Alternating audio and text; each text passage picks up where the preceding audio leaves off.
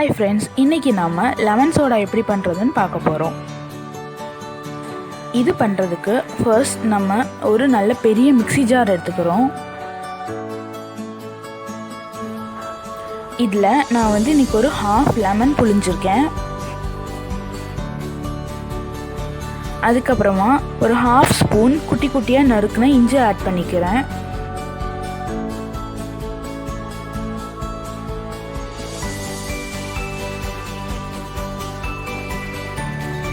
அப்புறம் 2 spoon powdered sugar add பண்ணிக்கிறேன்.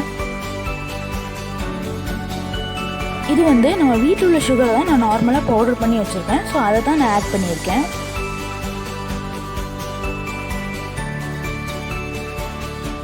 இதில் ஒரு ஸ்பூன் நாட்டு சக்கரை ஆட் பண்ணியிருக்கேன்.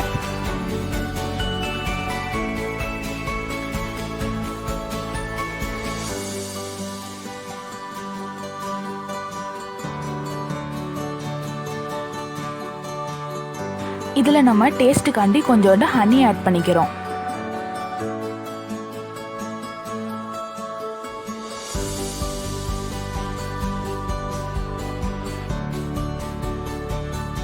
இதில் கொஞ்சோண்டு நம்ம பன்னீர் சோடா ஆட் பண்ணிக்கலாம்.